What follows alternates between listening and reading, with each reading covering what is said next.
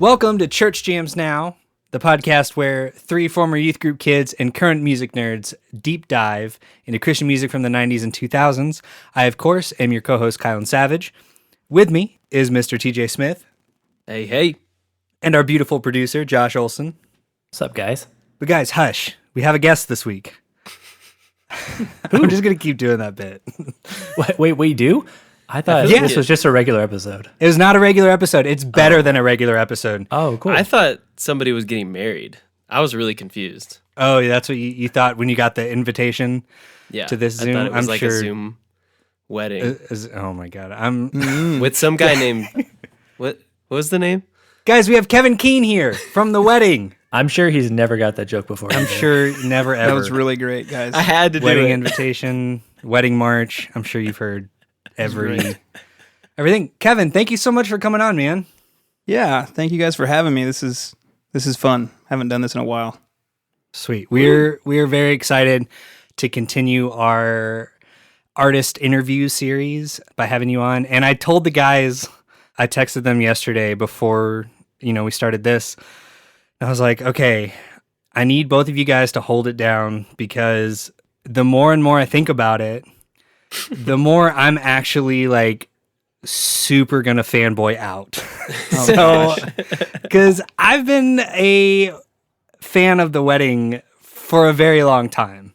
Well, everyone that is a fan has been a fan a very long time because it was like 20 years ago. That's true. That is true. Got him. That is true. Yeah, so I want to talk about everything. So let's start at the beginning, which is a good place to begin.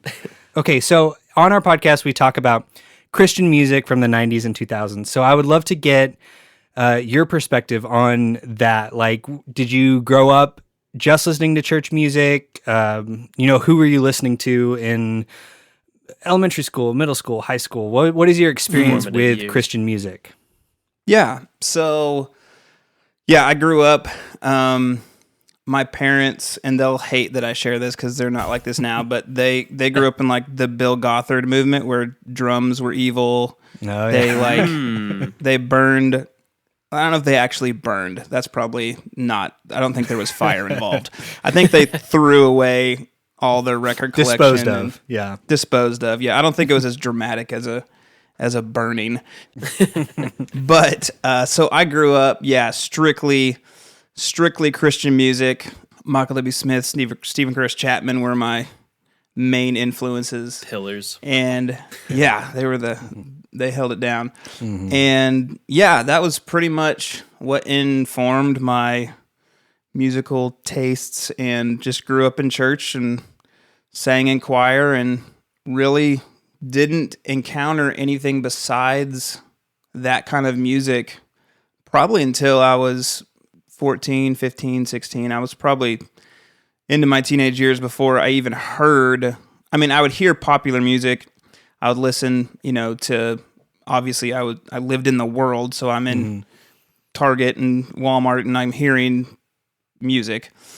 But I really honestly, I get a little embarrassed because people will be talking about 80s, 70s, 60s era music, and I really don't have a great music history. I just listened to 90s Christian music, and that was it. Yeah. Probably the only classic rock, I listened to Petra and Stryper, Christian classic rock bands, which we actually we ended up opening for Petra on one of their farewell shows, which was amazing. Awesome. Oh, that's so good. Full circle. But yeah, so definitely grew up strictly Christian music until my teenage years. So, and what were those secular bands that sort of snuck their way in finally when they did? What were those ones that you were into that you can remember? There was actually there was a show at our youth group. It was like a battle of the bands. And so me and my friends, I started playing in bands in ninth grade, and we had this little band, and we played, Creed covers and all if you weren't in a cover band that played Higher by Creed at some point, I don't know if you really were ever in a band. So we did that, and Switchfoot, and just all the Switchfoot, Legend of Chin, which is still an amazing album.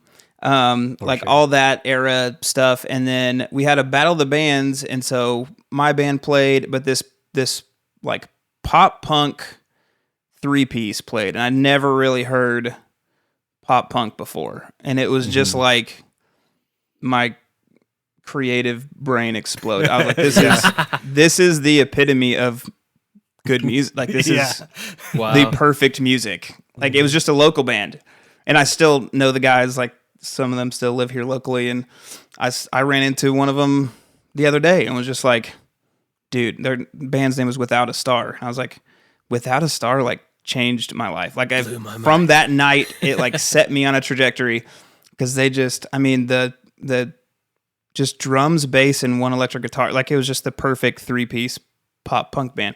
So from there, I got super into pop punk, and like I remember, I think even like one of the questions you guys asked is like, what was the first secular CD you bought? And I remember when I could drive. So as soon as I started driving at 16, I started listening, to whatever I wanted to. And so I went and bought Newfound Glory's Sticks and Stones. Was my first CD. I was just listening to that like 2 days ago. It's so good. Yeah. And so that was like my intro. And then it just from there, I mean, gosh, then like all the Drive-Thru Records bands, like Starting Line was amazing. Loved Starting Line. And we had some Drive-Thru Records DVD that we watched. I can't remember what it was, but it was like all the what is it? I can't even remember some of the names of the bands now. Starting Line was the main one that stuck. There was some like Newfound Glory and Starting Line were the big, the two big ones. But who else was on? There was some like amazing. It wasn't a ska band, but it was like horns and I can't remember the name of the band. But anyway, all the bands on Drive-Thru Records at that era, like we just ate them up, and that super informed like the way we started writing. And and the other guys that ended up forming the Wedding, we were all in high school together, and we were in a couple different bands. And Trevor, our guitarist, was like the original member of this punk band called Easier Said. Yeah. And so his drummer ended up leaving, and they needed a drummer, so they got the drummer from our band, which our band was called, what was that band called? I can't remember. This should be on our bingo card, you guys. Yeah. when somebody can't remember the name of the band they were in. Yeah. They would be so mad at me, because there was already kind of hurt feelings, because we left that band to join Easier Said, and that became the Wedding later. Anyway, Trevor was like always dialed into like cool music. I wasn't. Some of the other guys in our band weren't, but Trevor was like MXPX kid through and through, Rancid, and just like all the old punk rock stuff he like was very knowledgeable about. And so he gave us a quick, like, we got caught up fast on what punk rock was and what rock and roll was to us as 16-year-olds, 17-year-olds. But so yeah, that's kind of how I branched out, I guess, was first with Newfound Glory, and then it just kind of spiraled from there. So that's so rad. Well, the funny thing to me is that, so what you were talking about with the local pop punk band that like started changed your whole music trajectory.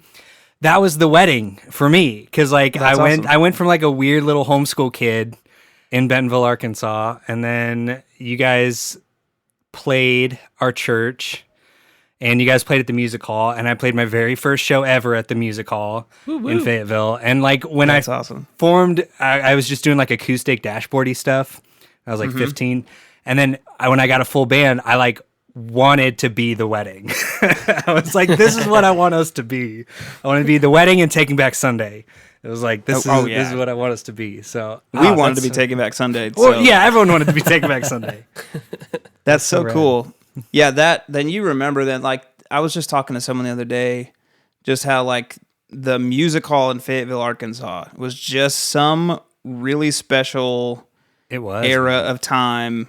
Like it was a nasty little cinder block room. Like all it was. But I mean, that story has probably been told 1,000 times all over the world. Like everyone's had like that's had some form of memorable music experience. Everyone has their music hall somewhere. Like it's just yeah, exactly. But because it was in Fayetteville, it was like they would weirdly get like I saw like Under Oath played there, and like I saw some like big bands that I thought probably should have been most playing everywhere else stadiums. you have to drive to Little Rock or Kansas City or whatever. But and with the music hall, like Jonesetta. I think maybe As Cities Burn played there. I don't remember, but I think so. We had some we yeah. had some really cool shows came through, and I remember we opened for like Bowling for Soup and the Ritalin Kids once, which was hilarious. The Ritalin Kid. I have not heard that name in a very long time. You know what's funny is I've not been able to remember their name until just now. Like I have tried to tell that story because my wife is a hairstylist and she cut all their hair before the show, and we were hanging out on their bus, and they had that. What's their like? No offense to you guys if you're listening. I doubt you're listening, but they had like one hit that was like I can't remember which song it was. Yeah, it was like one song that was like humongous. I don't remember. They were one of those I don't either. that like they were super cool guys. But yeah, they played the music hall and Bowling for Soup, and so Wild. it was an interesting little venue. But yeah, it was special to us. It was really cool and a lot of good memories. And I remember like at the peak of when we were locally, because before we got signed, we were playing the music hall. They have like formulas now where it's like every 6 weeks. Don't play like closer together than every Don't 6 weeks. Overexpose yourself Locally. Right. But we back then didn't have podcasts or business advice. right. Marketing advice. It was just our marketing was putting up flyers at the mall over the urinals. Like that was it. And we played captive audience, man. Yeah, they had to look at it. But we played as often as we could, and then we formed other bands. Like we were all in like 3-4 bands just so we could play Right. as often as possible. And I remember at like the height, this was like 20 years ago, so I don't know if I can remember exactly, but the music hall held like 250 people. Like fire code occupancy was 250 people. But I think we got like 550 in one time or 600 or something nuts. Like it was just like I remember specifically, the Under Oath show was like 600 people or something too. It was just like everyone just always, it was such a fire hazard all the time. And there was no parking. Like I don't know how in the world they did that. Like I don't know how the fire department didn't shut us down every show, but somehow it always worked. But they were getting paid off, man. Yeah, they were. Sound guy was paying them off. Slipping them some money. Sure. So then let's go into a little bit into like the wedding, getting signed, maybe getting a little bit bigger. How you guys, went from like your first out. So your first out, did you come out with any EPs or anything before that first record? The self-titled? I'm trying to think. We did some kind of local recording like before we ever got signed, but it wasn't, I want to say it was before I even joined the band. When Easier Said was Trevor and a couple other guys. I think they had a little recording and they did locally. But how we ended up recording our first EP was we were opening for a band called Bleach, which is like a 90s. Oh, yeah. Like they were like the Weezer of the Christian scene. Yep. And so they came through, we opened for them. And most of the time when we open for bands, like they're super nice and like you get to know them and it's all great. But they took especially like they're just very, really open, personable guys. So they like talked to us and we're just like, hey, we really like your stuff. Like, it was really good. And specifically their guitar player, Sam, he was like, hey, I think he was just getting into producing. And he was like, I want you to come to Nashville and I will record an EP for you for free. Awesome. And we were like, hell yeah. Okay. And so we did that. Like not too much later, I think they finished their tour. And I want to say it was their farewell tour. It was funny, like all the bands that we ended up getting to know, it was like we were coming on the scene right when they were ending their careers. And so Bleach, I think, was on their farewell tour when we met them. So we go to Nashville. We stay with Sam at his house in his basement, which is just some of the best memories ever. And we end up recording at Dark Horse Studios in Franklin, which is like a very nice studio. For our first demo. So we were spoiled right away. So he got us in like a small room there. Yeah, do you know like how he was able to afford that? Because like I don't know. That had to. Was he engineering there? Like, was he? I don't think he was. If I remember it correctly, I want to say he was just getting into producing because they were on tour a lot. He was playing guitar. He wasn't like in Nashville enough to be producing full time, and so I don't know if he had a connection. I don't know how it happened, but maybe somebody at Dark Horse was like a big Bleach fan. Maybe, and they were like, "Come on, man." And there may be, because we were in a different part of the studio, but the next part of the story might tie in. Maybe this is how he got it. But so the other guitarist for Bleach, his name was Milam, and his father-in-law is a guy named Mark Townsend, who ended up being our producer. Yeah, that's what I was I wanted to know the connection there. God. So that's cool. Mark Townsend is in, there's like two major studios at Dark Horse, like the Cabin is, I don't know if it's called the Cabin, I can't remember what it's called, but it's like a really nice kind of standalone studio. And then there's like the main room at Dark Horse that you see like pictures of that a lot of the bigger names are in. So they were in like the standalone studio, and we were in some like really small suite studio. And Mark came over pretty much just to see Sam. Like they were recording, Mark Townsend was recording the OC Supertones Strike Back record at the time. Or Return of the Super. I can't remember which one it was. And so he was in the big studio. We were in this little room, and I think he just came over just to see Sam and say hello. And when he did, he just listened to our stuff. We were finishing up a day. He listened to our stuff and was just like, I really like this. Like it was kind of like, for us, it was just too good. It was like too many things aligning. Right. Like serendipitously. When he comes in, are you like, that's Mark Lee Townsend right there? Like, no, are you aware? Anything? Okay, no. Like, wow. We had to get educated afterwards. Like, Sam was like, this is you know who that is? Yeah. Because of course, like Mark Townsend like discovered Reliant K. Like they were they were kids in his town. Like he recorded their very first demos and was with them their whole career. Probably is still doing stuff with them. So so we obviously, once he started explaining, like, that's the producer of Reliant K. He's recording the Supertones right now.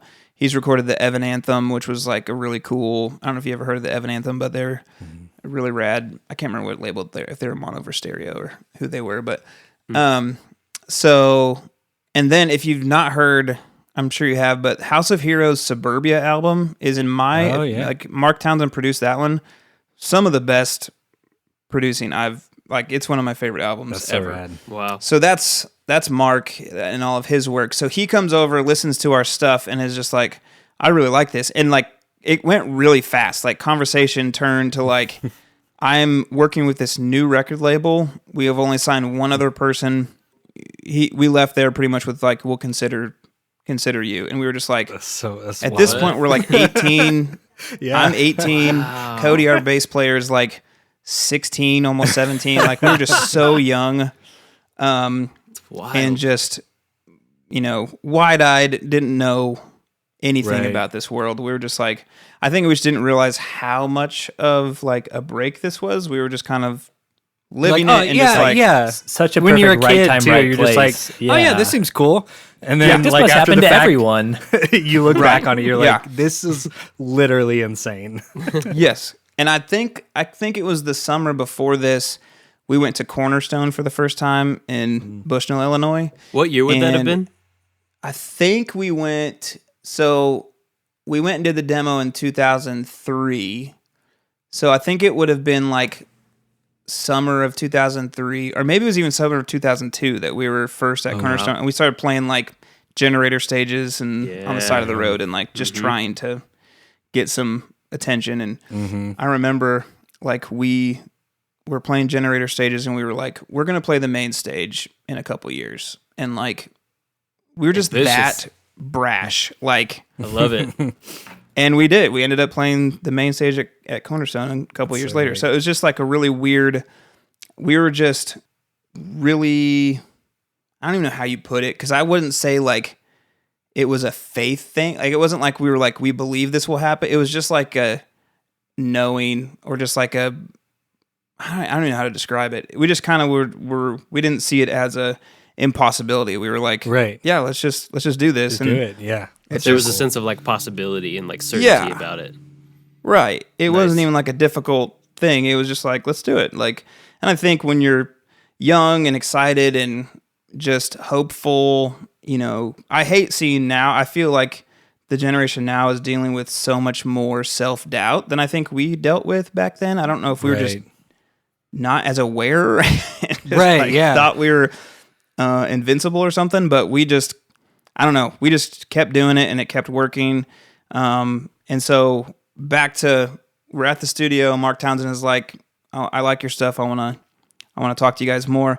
So we finished recording the EP with Sam, and it was cool. Like, it was great to have like, oh, these are recordings of these songs we've been working on, because I don't think as the band at that point that together we had a recording. I think it was older, and so it was cool to have that and just have for people to listen to. And so Mark Townsend ended up contacting us and was like, I'm gonna fly out and see you guys play a hometown show. And so we promoted it like crazy. It was one of those times where we had like 500-600 people maybe in the music hall, which was just insane. I remember I was the one to pick Mark up from the airport. So I'm like 18. I drive a purple station wagon, and I'm picking up this record producer from the airport. Not only that, something happened to his hotel arrangements, and he ended up sleeping in my room in my bed. That's so great. So I have this like record producer in my house. I'm like, this is not good. Like, this needs to be more professional than this. Right. But the show was great. A ton of energy. Where did y'all play? At the music hall. At the music hall. Yes. That was where he came. That was like literally the only place we played around here. Right. We would play like, we had a really strange connection with the Tulsa hardcore scene. Like, we'd play Tulsa a lot and play the Pink Eye in Tulsa, play the Gate in Fort Smith, and you know, places in Joplin and Springfield and stuff. But the Tulsa hardcore scene, they loved us. We were the only band that sang melody. Everything else was just tough guy hardcore and metal. Yeah, you were the those token kids were, like melody people. But everyone was cool with that though. Like, they're like, I don't know the wedding's why. all right. I mean, there was some scary kid that were our friends, but they were some tough characters. There was this guy named Jack. Jack was the sweetest guy ever, but he could rip you apart. He's just this big old boy.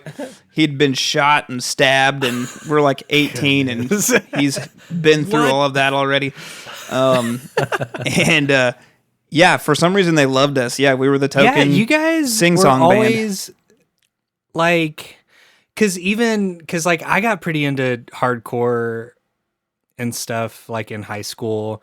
In the music hall, there was like a lot of like hardcore and metal and stuff, and you guys always seem to have been able to like bridge a gap, which is like really gel. interesting because it's like weird. the wedding is not like it's like rock and roll, but it's not like hardcore, Right. But I mean, you guys just had something that everyone is like. Kudos, man. Yeah, Whatever it was. super rad. Good for y'all.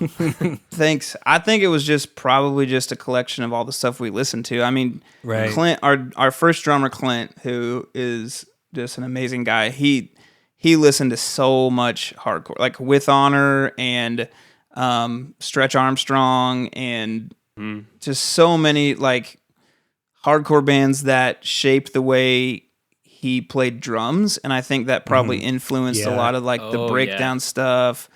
Definitely. You know, Cody as well. Like Cody, our bass player, was just a genius musician and could play so many things and just pull in so many genres. And I think that, and I was super into hardcore for a while. I think we wanted to be tougher than we were, but melody is just what works. Like there's a couple times I tried to yell, scream in our stuff, and it was just like, all right, that's enough. Like, let's keep it to one verse and go back to singing. Got it. We hit the quota. Yeah, that's it. That's all I can do. But I think also that's back to the how we got signed story. I think that's probably one of the reasons they signed us, because the guys that owned the label were the managers of Michael W. Smith and Amy Grant. So they had a management company that broke them into the CCM market. Mm-hmm. And they also were managers for Frank Peretti, who's like a Christian horror author. Mm-hmm. Okay. So they broke on the CCM side and they wanted to try the rock side. So I think when they heard us, they were like, here's a young band that has more of the aggressive sound that we're looking for. That's also not so far aggressive that it won't connect to some CCM audiences. Right, yeah. So that was probably part of the reason that they went our direction. Which, side story, this is crazy. I was running sound the other night. I still like freelance, like run audio for some shows around town. And a girl named Carly Bannister came and played in Bentonville. Her sister's Ellie Holcomb of Drew and Ellie Holcomb. No big and deal. Her dad is Brown Bannister, who's like a famous producer. Like he produced Amy Grant and all her stuff. Wow. But he's best friends with the guy who signed me 20 years ago. And I'm talking to this girl like, what? Like Mike Blanton, the guy who's in his 70s now, which is just nuts to me. That's wild. And so it's just we're all connected. It all comes back to it's like the three degrees of separation thing. It's just nuts how much we're all connected. But so anyway, Mark Townsend came out. He flew out. He saw us. I remember he took us out to dinner afterwards, which for a band that's like, good things are about to happen. Right. Like, you're paying for food. Was it like a fancy restaurant or like just like... No, it was like, I think it was Village Inn. But it felt super fancy, I bet. It felt super fancy. I mean, you're getting wined and dined. That's what matters. Yeah. Mm-hmm. Yeah. The guy that flew out to see us, that I picked up in my station wagon and sleeping in my room, is buying us dinner. So it's a good thing. Also, that's a great respect story. to you for like knowing that was a little weird at 18. I don't think I would have like thought about that at 18. I would have been like, yeah, this is normal. This record producer is sleeping on my full-size bed in my room at my parents' house. It was, I don't know how, I don't remember what happened. It was probably some Walmart convention was in town, like something was happening, shareholders or something, and there was no, like his hotel got kicked out or something. Like, so it was just like, shoot, you're staying at my house. So he sat us down and was just like, yeah, like, we're going to offer you a deal. And it was just like, yes, this can't be happening. Like, and I think I remember the most exciting thing to me was like, our music is going to sound as good on a recording as Reliant K. There's no way. Like, I remember listening to Reliant, it just like the quality. I don't know if you guys remember like growing up and like trying to record yourself or listening to like local projects versus like nationally released, and just the quality difference. That's how much of a nerd I was. I wasn't thinking about fame or fortune. I was like, which we never got, by the way, but like I was thinking about the recording quality. I was like, this is gonna sound so good. You're just like, sonically, this will rule. Yes, that was on my mind. I remember. That's great. I love that. Yeah, I feel like that's like really, there's so much like heart and integrity in that. Like to be that young and not be like seeking fame and fortune, but to just be like, I want our music to sound good. Mm-hmm. Like that's like a really beautiful hope to have for your project, and pure. Yeah. There's like a purity about it. I love that. I think a lot of it was just like, not that we were angels because we did a lot of stupid stuff, but we were just so like your typical, like, we don't know what's out there. Like, we're so innocent and like, we have no idea what we're about to experience. We have no idea what like being a signed band is like. We're just like, okay, sure. And so they got us official paperwork. We have pictures of us signing, and it's just like we signed in 2004, in April of 2004, and we had like a couple months, and then they told us, "Hey, your first tour is going to be with the OC Supertones on their release on their farewell tour." So it was Another us, farewell tour. It was called the Super Tour. It was us, Super Chick, and Supertones, Nice. and someone else. I can't remember. Incredible. But good. so it was just great. I remember honestly, the other night I was in my attic putting away our Christmas stuff, and my daughter found a journal I had, and it was the entry I wrote the first night we left for tour as we're following the Supertones bus. It's just wild to think back on.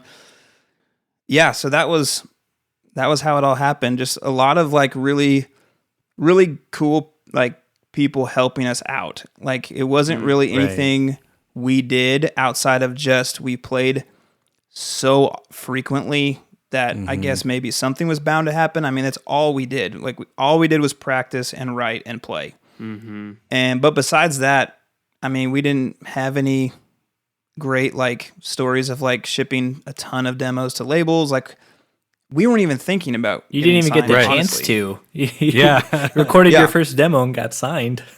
Yeah, we just didn't have any business sense whatsoever, none at all. And so all we wanted to do was play music. Like it was really simple. And so we ended up signing. Now I will say, side note, it was a terrible record deal. Yeah. It was awful. In fact, I would probably still be bound by it if the label didn't end up closing doors years later.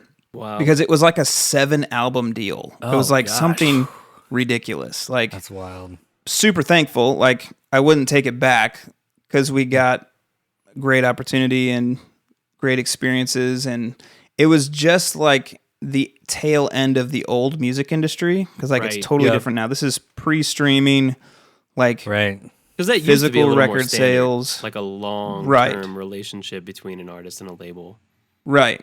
And it was with a reputable, like they had a reputable history. Like these guys were not just a brand new to the industry. Like they knew what they were doing. Yeah. And it was still like physical sales mattered of CDs, radio mattered. So we had at least a couple number one songs on Christian rock radio. They did a great job. Like the label did a great job placing us there. And, I can't remember, like, we didn't have amazing first, like, back in the day, like, first week numbers was really important. So, like, how many CDs you sold in your first week. And that's how they kind of charted success for a release. And I think we had, I don't know if this is good or not, but I think we had, like, 600 something the first week. Back then, for a brand new band, I don't know if that was good or not. It seemed like it was okay. Yeah. But again, we had no business sense, so we were just kind of looking at them like, is that okay? I don't know. Is that good? Are you okay with that? We're okay with that. That's 600 more than we would have sold. So Right. And at some point, we'll make more. Yeah.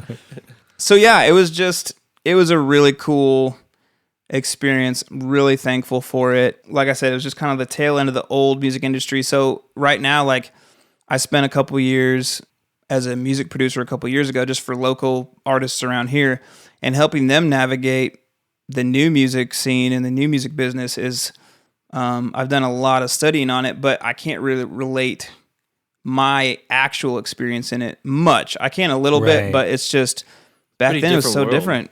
Yeah. Yeah. I mean, the first iPhone came out in 2007. Like this is pre Right. social The same media. year your The second olden CD days. came out, like Yeah. your Yeah. second album. Right. So when we first started, it was old school. Sorry, go ahead. Yeah. Dan. I was like, can I get a little nerdy here?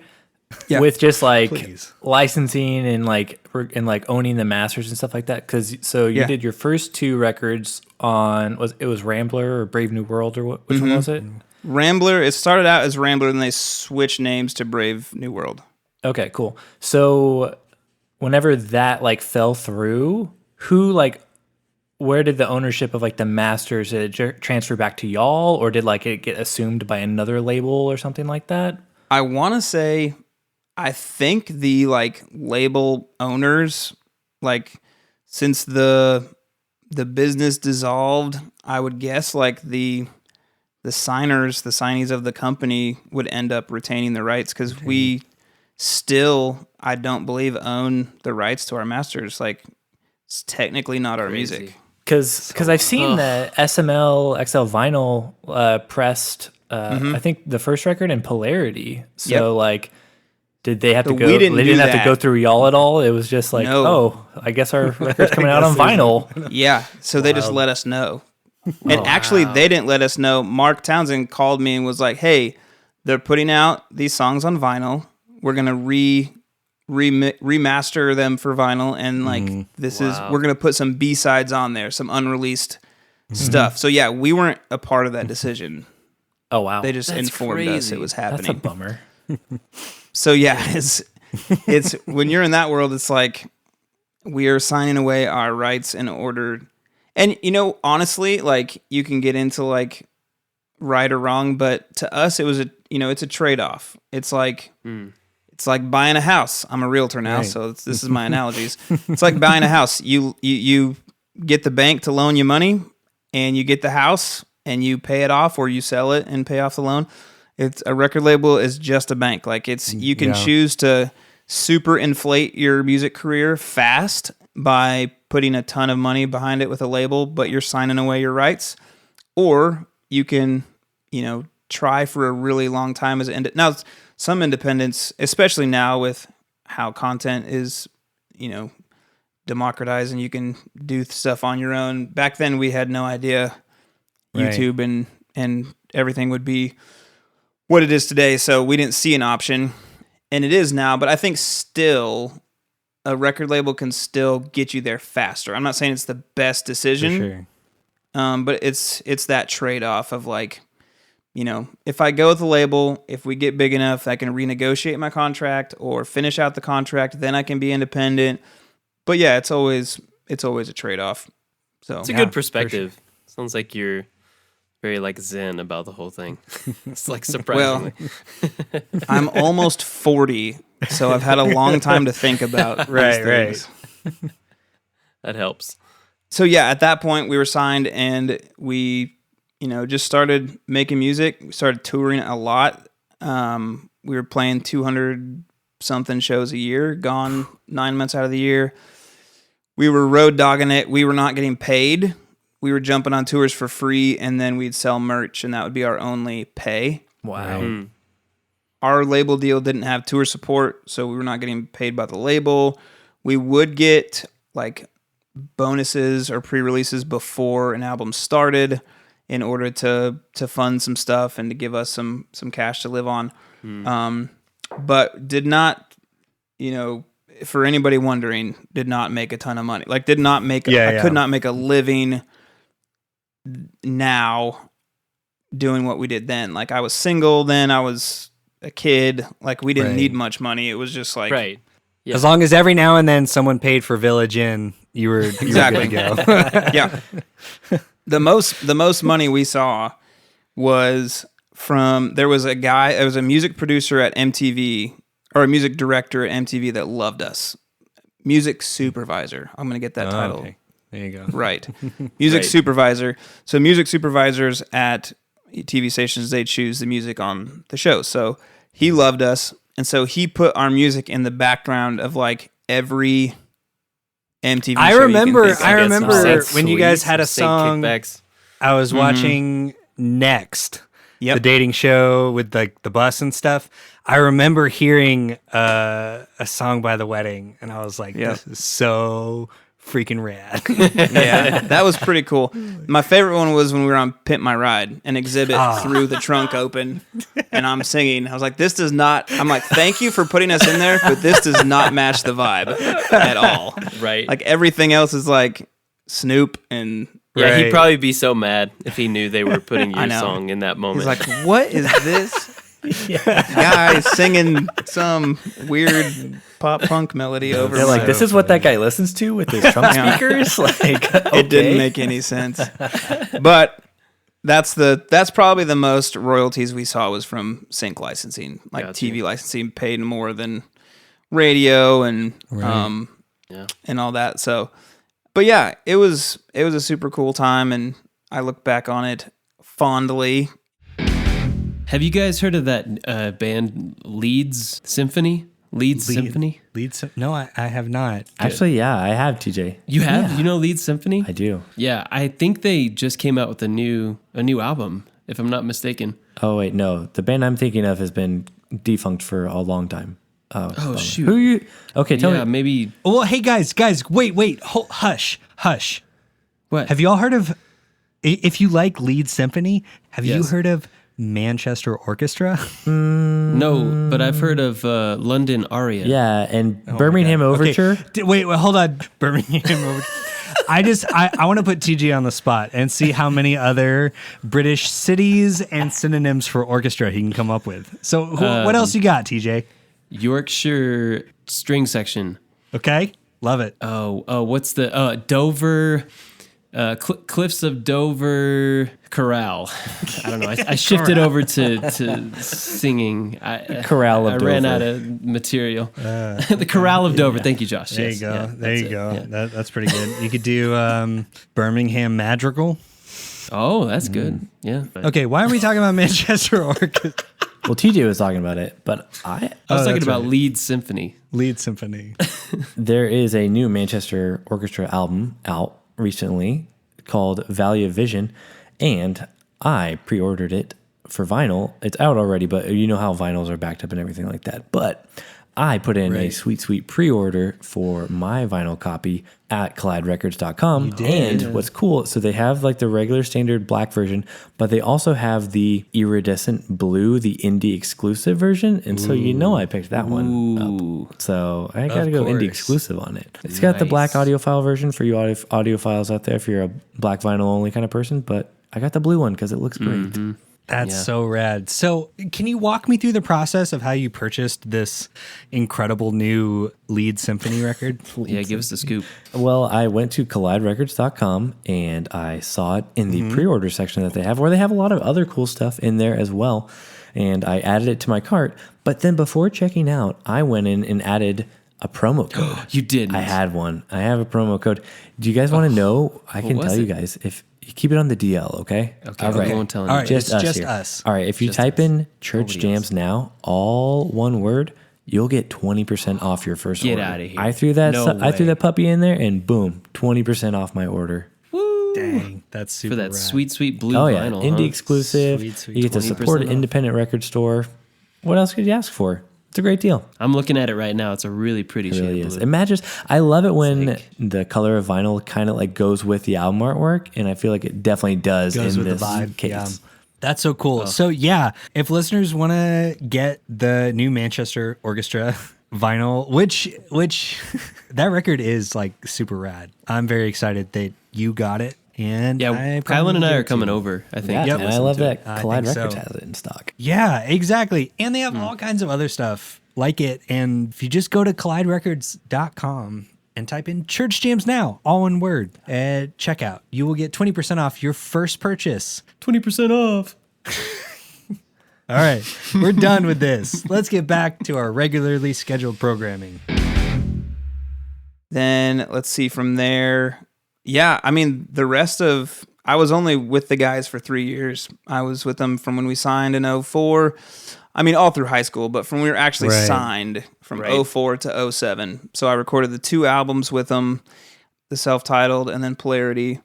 And then I got married, and it was like, I like my wife more than the van. Yeah, Right. I'm Yeah, gonna yeah. say you made the right call, Kevin. Yeah. You don't got- need me telling you that. Yeah. But But it was still a hard call. And to be honest, not to get too like in the feels here, but I was not living great on the road, like was not healthy mentally Right. and Yeah. just making some bad decisions, not living my best. And so it was kind of a necessary, difficult but necessary decision that if I would have kept living the direction I was, it probably would not have been good. I definitely wouldn't be in the situation I'm in now. There probably would have been some pretty serious, interventions to get me back on the right track. So it was a again with the necessary thing. level-headedness, man. Like you're just Well- you're just like you found your lane and you knew what it was the whole time. It was hard. It was tough. It was really tough. So when I left, it was pretty emotional. I knew it was a good thing to do, but it was also it was really bad timing for the guys because we had just, right before I left in 2000, I left in like September of 2007. At the end of 2006 or beginning of 2007, Capitol Records was looking at us, and they flew us out to New York City. We showcased at Arlene's Grocery, which is like a iconic NYC venue. And there was just 3 people there. It was like the A&R for Capitol. I don't know if it was the president. It was some head honcho at Capitol, and then the president of EMI Distribution North America. We played for these 3 guys in suits. We did our whole set full out for 3 guys. And how does that feel? I want to take a moment and just like how you doing, New weird. York? You 3 guys? You 3 people? It was weird, and I think it was like, I don't remember doing super great. Like, it was like, this is just not the same as a show where people are singing back to you. And we had done showcases in Nashville. The Nashville showcases were more people, but still like industry people at desks taking notes. Yeah. I did one of those, and it was the most awkward show I think I've ever played. Yeah, those were always super weird because especially with something like music where it's like, and a show, and especially coming from like, you know, playing shows like at the music hall or, you know, in Tulsa and like a hardcore scene and then like touring and all this stuff. Like there's a totally different vibe. Like it's like how I imagine when people talk about like auditioning for SNL, where it's just like just Lorne Michaels who just like sits there. I'm like, that's got to be so awkward. Yeah. You have to really turn on the like performance side and just because even as like in a band, like you're a performer, but I think that certain like part of the music industry that like post emo hardcore was very, like you said, communal. It was very, very much like you're in the room with the crowd, a lot of feedback, shared experience. A lot of shared experience. Yes, exactly.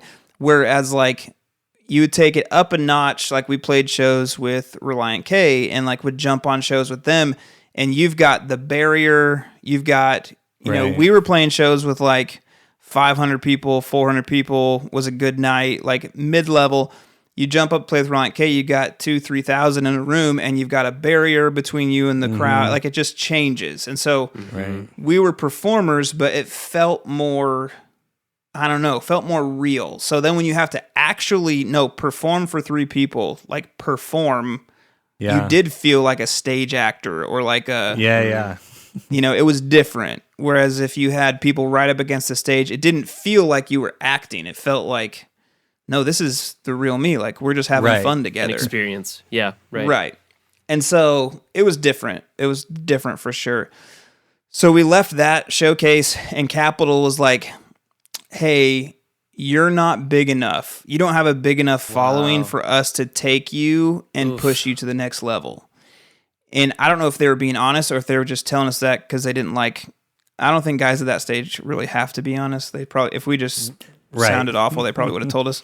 But that's what they said. And so I don't know, you know, I guess to really break a band at that level, like at the, you know, who was big at that time? Like, you know, like Capitol bands. I don't know. 2007. Because that was the same year that Reliant K had their Capitol record for 5 Score. Okay. So they were, I guess, trying to get into the, like, trying to pick stuff from the CCM market, I guess, of who are, like, these big pop punk bands we can make big.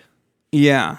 And our connection with Capitol, I think that time it may have been a blend of Reliant K helping us out, but it was also... we were talking to a new manager at that point, and he was the manager of Scary Kids Scaring Kids. I don't know if you ever listened to them. Loved Scary Kids Scaring Kids. We got to know them a little bit, and funny side note, I was just texting Chad Crawford the other day from Scary Kids. They asked me to come be there, to think about being their vocalist at one point after I left the wedding. And so we knew them pretty well. And so their manager, we were talking to him about maybe being our manager, and I believe the Capitol connection came through that route. But That makes sense. But yeah, so Capitol said no. So obviously that's a big letdown. But we were, at that point, it was just like, you're just like, the next opportunity is always right around the corner. Like, we're just hoping, the next song, we didn't really have singles back then like we do now. Like, we're not releasing songs monthly. Like, it's a project. You're writing a whole record. You're then releasing singles off that record with the whole record coming out. We're not recording and releasing individual songs. Right. And so leading into a new project, and like we were booking festivals like Cornerstone, all the summer festivals, Alive Fest, Sunshine Fest, like all the big festivals we were booking for that next year. And that's when I stepped away. And so all the festivals did not book the guys for the next year, even though they filled my slot fairly quickly with an interim replacement with a friend of ours. They still didn't get booked. And so it was rough for them. And honestly, it took years for us to really, I would think they would say like, we're cool now, but it took years for us to like be okay. Like for them to be okay with me probably, because it was a rough time for me to leave. They understood completely and they supported it. But that doesn't change the fact that it was rough on their career. livelihood. It's Yeah, still hard. that's a tough Yeah. line to toe between personal and business. Yeah. And so we had a reunion show in 2017. We 10-year reunion of Polarity, and we had it locally here in Bentonville, and played 2 nights in a row at a club here in Bentonville. It was super Abishai fun. played with y'all, right? Yep. that's Abishai right. played drums with us because our drummer Matt Jameson, who was with the wedding. So what's funny is like people talk to me about the wedding, which I love talking about the wedding, but I was in the band 3 years and they toured another like 7. So like Right. Matt Jameson and Matt Shelton, who took my place, who was the singer of Let Her Kills. It's like the best replacement. I was so honored because I was a big fan of his. Yeah. So Matt Shelton, Matt Jameson, Adam Throne, Trevor, and Cody were a band longer than the original crew was together. And so they wrote some amazing music after I left. Also, they got cool after I left. They got like deals, like gear endorsements. They created this like amazing show, this backline. When I was playing, we were like playing with no shoes. It was like the redneck. We tried to be redneck. It was not organized. They started wearing like all black, like button up, like they just got cool after.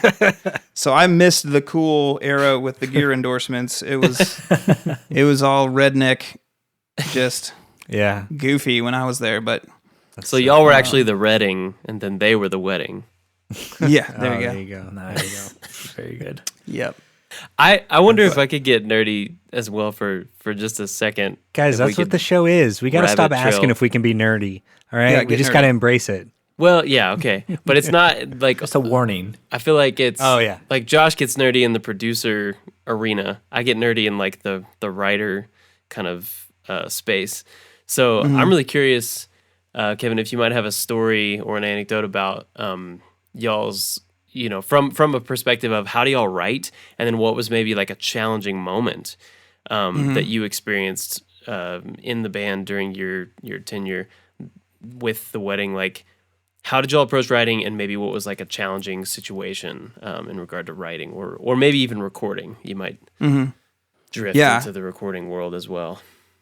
Our writing process was not eloquent. It was getting in a room and someone would have an idea. Trevor would have a guitar lick. I'd have a little piano melody. So it could start from any number of places. Any number of places. That's and really cool, actually. I think that shows versatility.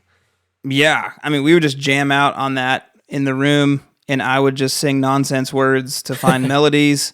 and then we would just keep doing that. Like we had to practice at least 5 days a week, if not more. Like we just Wow. every single day. Like we took it super seriously. Yeah. And we just loved it. So like it wasn't hard. And so we would just get an idea and we just go over and over and over it. We didn't have like, I've learned so much now about song structure and stuff, but really there was not a lot of finesse with that when we were writing. It was just like, we like this. This is cool. Does it move us? Is it exciting?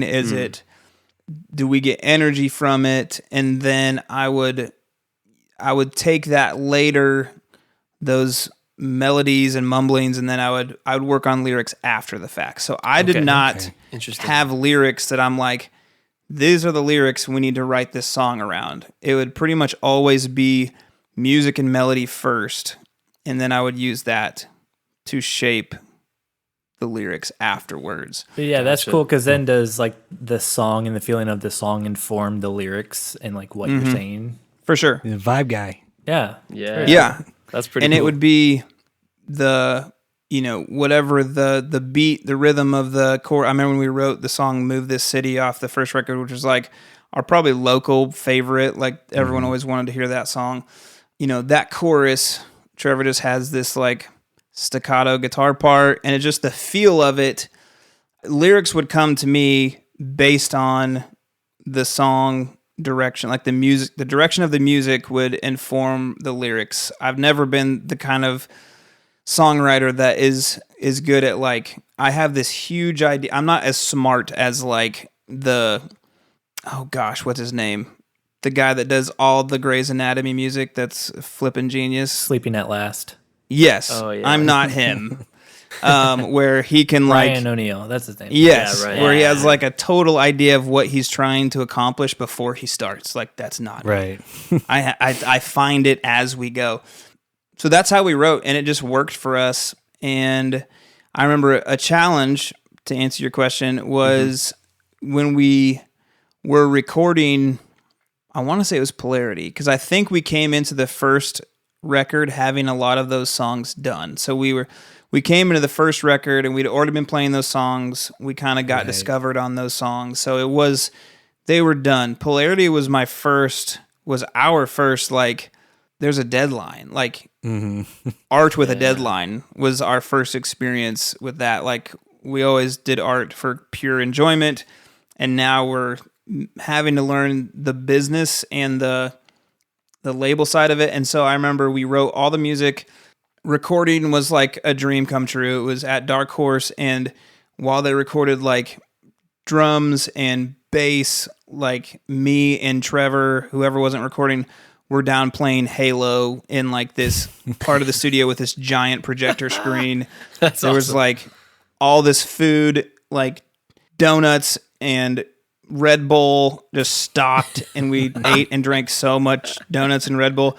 Later found out that's all being billed to us that we're having to recoup on our record sales, which we didn't realize at 18, 19. It felt free, but it wasn't. Yeah. So, yeah, the recording process was just so fun. But once the music all was finished, I had still not finished my lyrics. Like, I had melodies, I had ideas, I had choruses probably mainly built out, but all the verse lyrics, bridge lyrics was not completely finished. And the name of the album, like, we didn't have yet, and we were getting close to the deadline. I remember we were finishing music, and I was slotted to start my vocal recording like in 2 days, and I was still working on lyrics. And this is like, we're on a deadline, Kevin. Like, you got to get this done.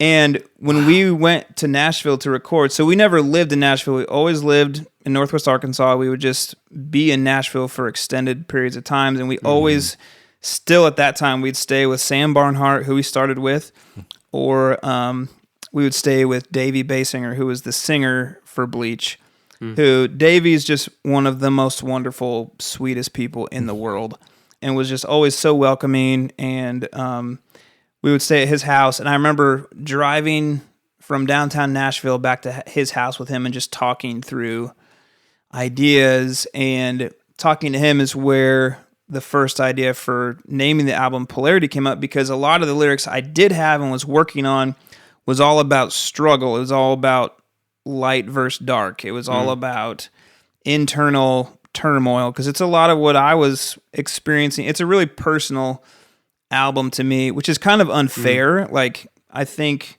people don't realize how much, unless a whole band contributes to lyrics, ours probably did a little bit, but it was mainly, I was the lyric writer. They were the bulk of the music. And so it's kind of unfair, because all the songs are pretty much my struggle of what I was dealing with at that time. I didn't realize yet that I was leaving, but it was kind of preemptive of that happening.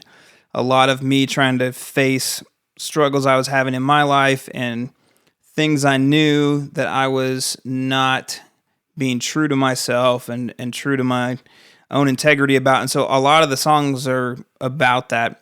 And so I remember talking with Davey and landing on, like, man, it's like totally a polarized force within me. Like, it's opposite ends pulling at each other. And so that helped give me, like I said, I'm not Ryan O'Neal, so I don't start with a concept. So we're almost done, and now I have a concept. Finally. Right.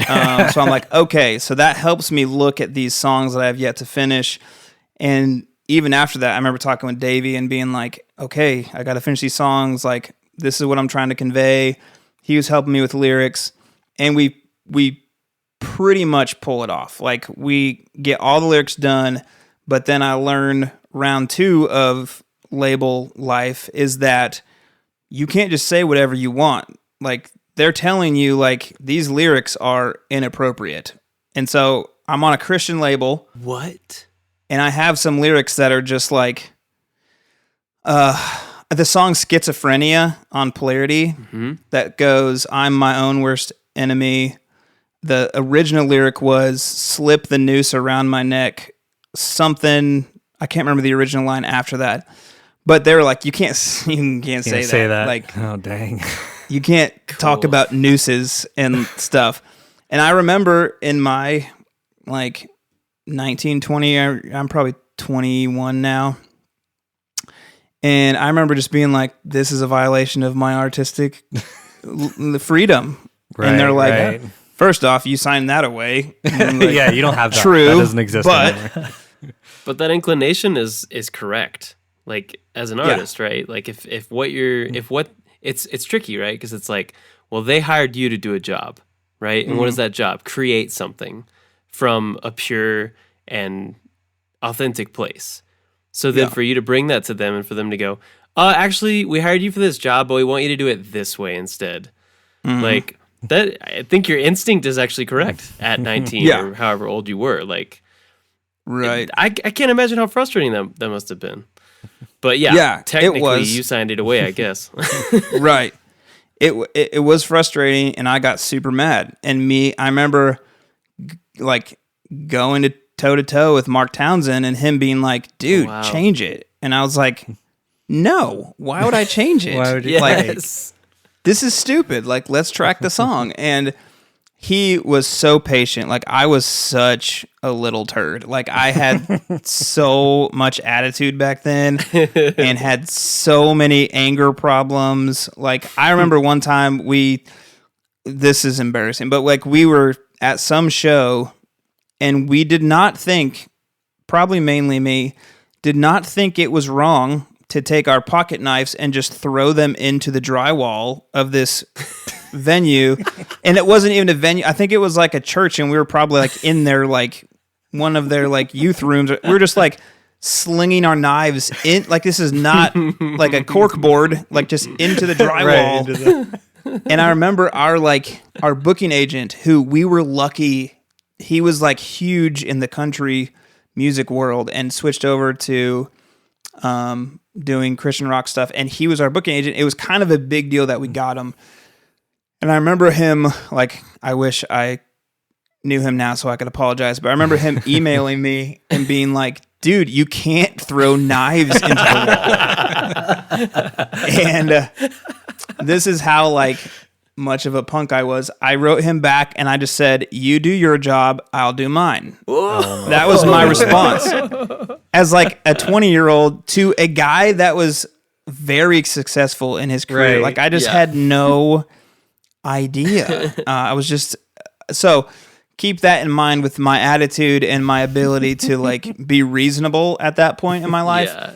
And so when Mark's telling me like you got to change these lyrics, I was just so stubborn about it.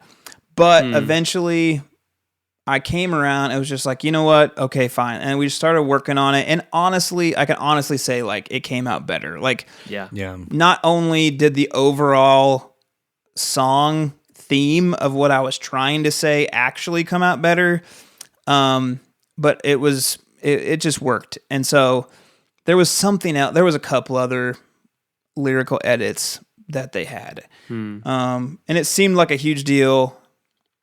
Looking back now, it's not. It wasn't like if they were telling me I think what would be worse is if they were telling me I had to say something I didn't want to say, but they were just telling me I couldn't say something Right. that Say it a was certain potentially way. offensive.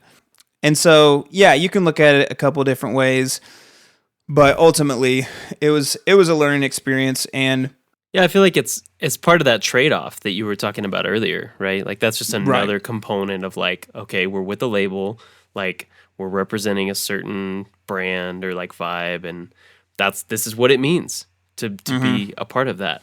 yeah, Did you have to submit the lyrics to them first, like email them, this is what I wrote, or did they just hear like after you've recorded the vocals, like the scratch vocals or something like that? I had not recorded yet. And to be honest, I cannot remember if I submitted like a doc of like all of my lyrics. It may have been that Mark read through them and might have seen like this is probably a red flag, and him being wise and being like, I don't want to retrack all this. Right. He might have just said, "Hey, That was an Yeah. efficiency this is move. what Kevin wrote. Can you sign off on this?" And they were like, "No." If I had to guess, that's probably what happened. Nice. Yeah. That's wild. So yeah, so that was a challenge. That's a long answer to that, but that was That's a just- great answer. Great answer, yes. That was a new experience. Was just having to have that vetted and approved, and Honestly, that's super fascinating to hear about, Kevin. I appreciate that because as a musician who has been entirely independent in all the bands and projects that I've been a part of, I've never had to deal with censorship or being told like, hey, you have to alter something. Like I've had complete creative freedom, and I have a great deal of respect and admiration for your ability to navigate that, even in your moments of like being stubborn or kind of struggling with it initially. Like it's really cool to hear you share with us how you dealt with that. That's thanks. really interesting. Yeah, if anything I've learned in my music experience is that collaboration and even the challenges of having pushback from a label or it's like it's the old adage of the sand and the pearl, right? It's like any agitation is going to work towards making better. something better. Totally.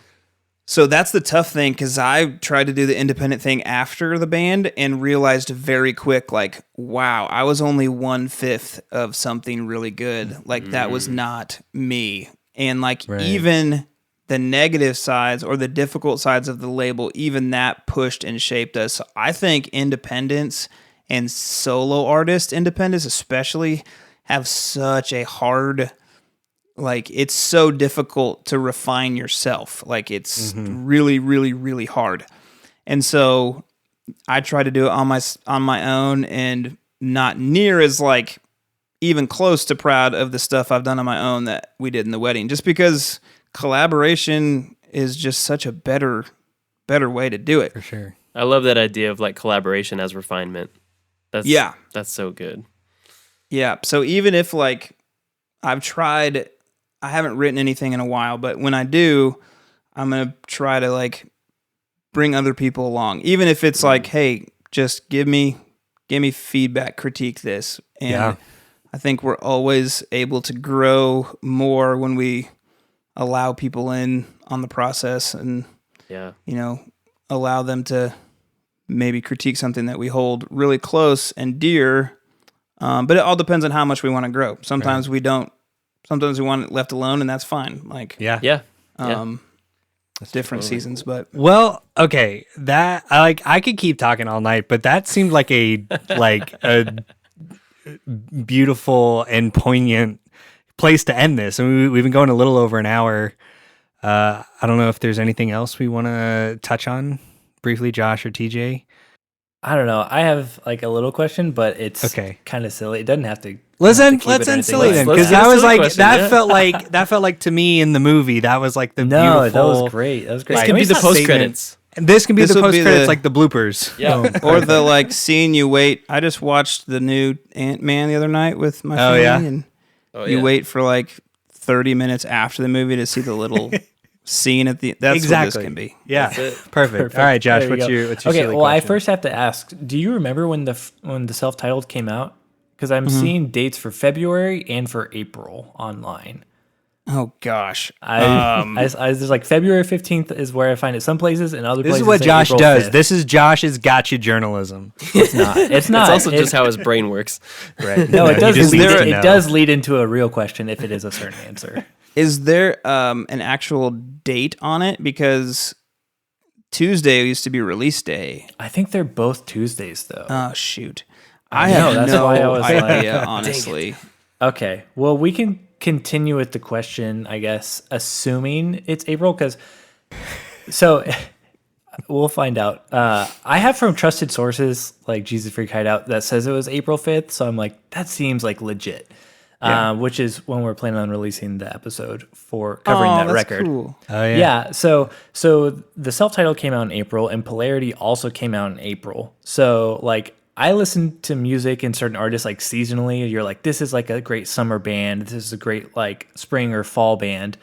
And I'm curious, like for a band that you're in it for all 4 seasons and doing stuff like that. Like, I don't know, is there like when you think of The Wedding, are you like, yeah, we're this kind of band, or was it like on purpose being like, yeah, we'll release our records in April kind of thing? Like, is any of that intentionality or just kind of coincidence? And like, how do was you it the view the band label? now? Yeah. It was definitely the label. I don't think we had any choice of that. I will tell you, our grasp of any kind of business intentionality, seasonal, it was zero. We had no idea any of what you should or should not be doing when it came to the business side. So I would not be surprised if it was solely the label, which that was 2005. So yeah, we would have released we had some kind of EP we released before the self-titled. It was called With Love. With Love was the name of it. And it had like a 3-song, I think, of our singles, because we started touring in April. Oh no, we signed in April of 2004. So it had been a whole year. So we probably, that probably would be close. Probably April. So would be April is right. just the wedding season. I guess so. How do you feel about The Wedding? Like, I don't know, is there a certain time where you're like, oh yeah, this makes you like nostalgic to like listen to? How do you view The Wedding? And like, yeah, we're a spring band or we're a fall band. Or I would if you do say- or don't at all. I would say it feels summer to me. Like it feels like I like that. if the I'll still like I got 3 girls and they listen to Polarity every once in a while. I'll just hear them flip it on in their room and they love it. And so if it's so like cool. summer, yeah, it's really cool.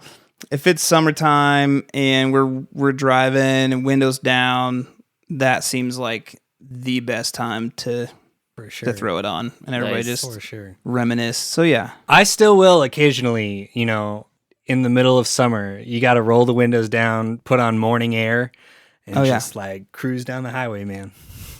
I will definitely say I personally like Polarity more than I feel like the first record is like not embarrassing, but just so it sounds so young. It feels Right. like we jumped 10 years into For sure. From Yeah, it's like almost a self-titled to totally Polarity.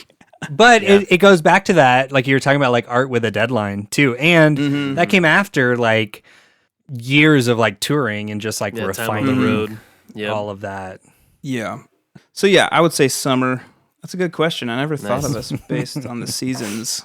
That is a good question, Josh. That's why we keep you I around. thought it'd be a fun one. Nailed Yeah, it. because I'm like, obviously, as a listener, you have different perspectives. Like, oh, this is when that record came out, or like, you just. But I'm like, when you're in the band and that's your life 24/7. I'm like, how does that feel? How do you view your Yeah, how do you view your own work, kind of stuff. So, Yeah. thanks Yeah. for indulging. Awareness. That was just a fun question for me. Yeah, That is fun. sweet. Yeah, so I think we're coming kind of to a close. So, Kevin, is there anything anything you want to leave our listeners with? Anything you want them to know? I know like you have some solo music and stuff. I don't know if you want to lead people to that. It's super good, by the way. I know we didn't get a chance to get into that, but yeah, or anything, Instagram, Twitter, anything like that you want to tell people about? If you want to move to Northwest Arkansas, I'm a realtor. Like me. Kylan, we're trying to get Kylan to move here.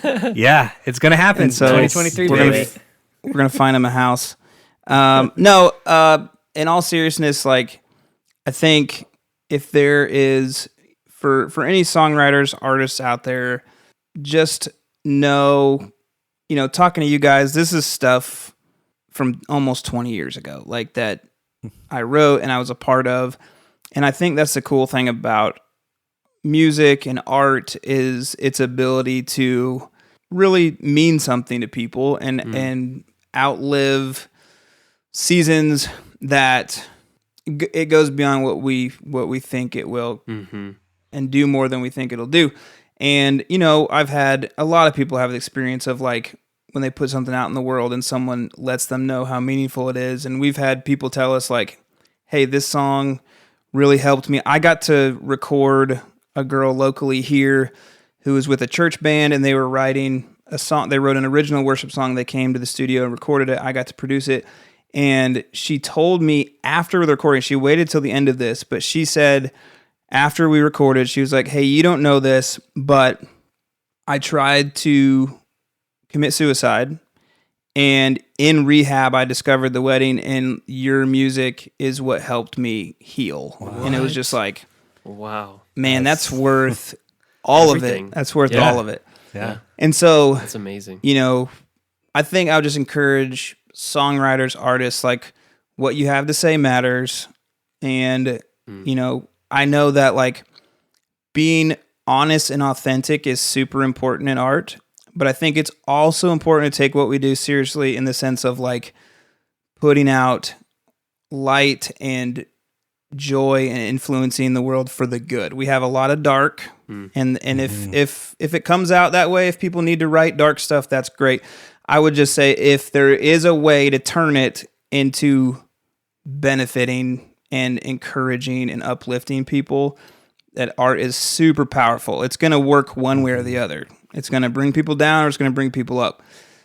And so I would just encourage anyone listening that has a gift to give it and to put it out there in the world, because you never know what it's going to do. I got the benefit of hearing someone tell me that, but you may never get to know what you do. And when I say art, man, you could write blog posts and short story. Anything could be encouraging to someone. You could write a tweet that really changes someone's life. So just whatever you put out into the world, we can put anything out in the world now. Anyone can, and it's going to go all over the place and do who knows what. So I think just as artists, as creatives, be thoughtful about what you're putting into the world. Use it for good. Use it for the benefit of others. And if you get the chance to hear it come back to you, it's really special. But even if you don't, know that what you do matters, and how we spend our time, how we spend our creativity matters, and be encouraged with that. Dude, I'm encouraged. Yeah. Good. That's a Taking word, us to man. church. That's amazing. Yeah, that was so Thank good. you, Kevin. So cool. Absolutely. Yeah. Okay. So now, we're gonna end on that. Just absolutely We have to. Awesome. Incredible. Yeah. We can't top that. So let's just get through all the other nonsense. Follow us on social media, patreon.com /Church Jams Now podcast. May all your favorite bands stay together. And of course, peace out, Mon Frères.